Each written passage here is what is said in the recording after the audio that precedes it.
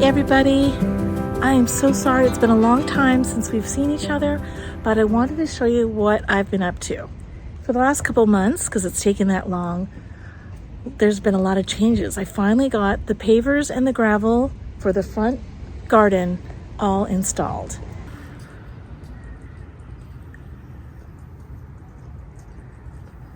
So take a look as a reminder what it used to look like.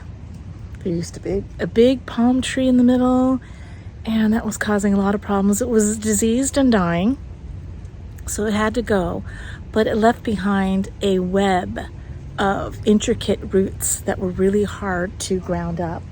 And it took three different passes, and it still is hard to plant anything in that area. So anyway, I wanted you to take a look at what everything looks like now.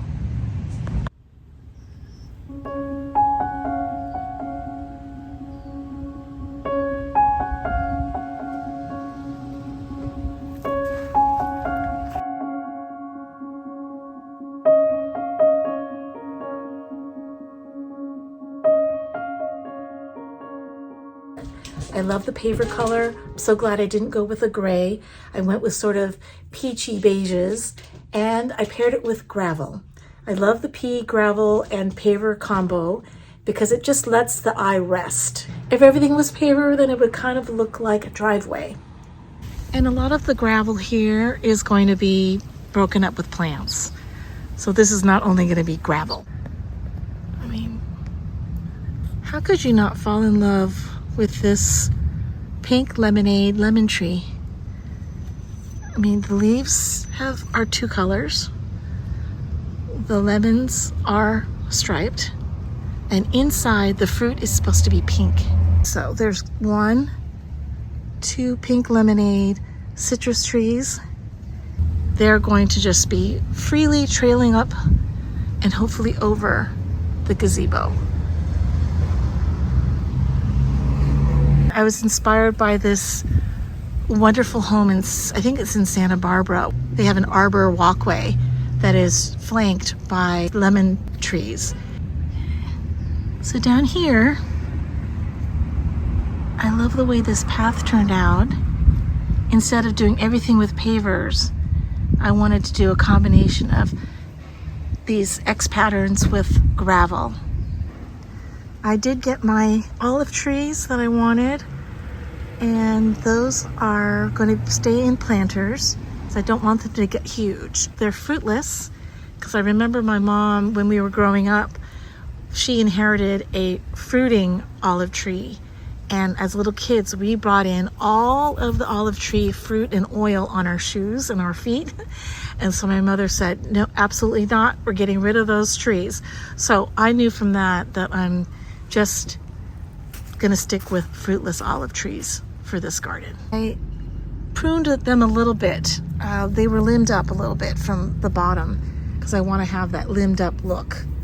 But I'm not gonna do more pruning until we get into spring. At Lowe's, I got a good deal with these extra large terracotta pots, but I wanted to age them. So I aged them with a little bit of lime and water. And this is how they turned out. I just think they're really beautiful. We've had a few rainstorms since, and the lime wash still looks this good. All right, so now I'm going to be planting a lot, so it's not only going to be gravel. But the boxwood was here. We kept the boxwood, and along the boxwood, I planted some Gara. I like the white Gara. I only planted these a few days ago, so about a week ago. So they're, take a moment to get their sea legs.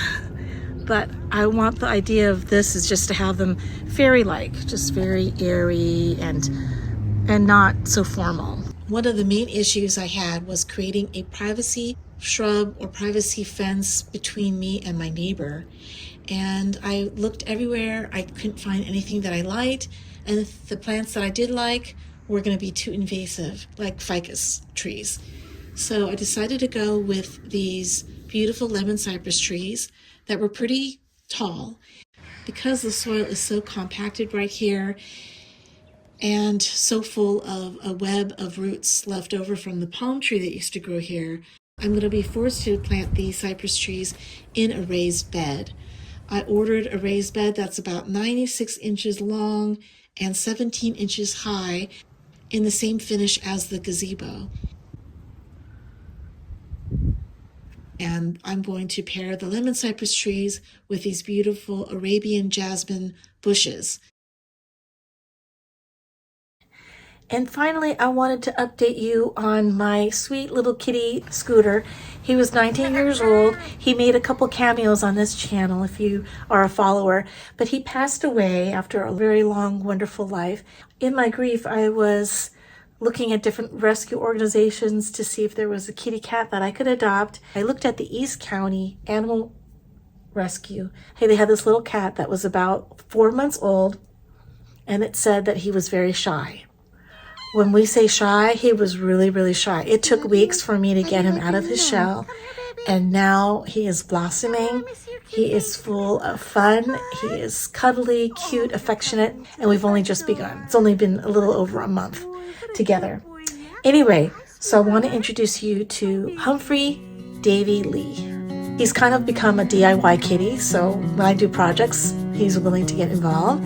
And anyway, I hope you guys will get to know Humphrey, and see you next time right here on Nutshell Living. Mwah.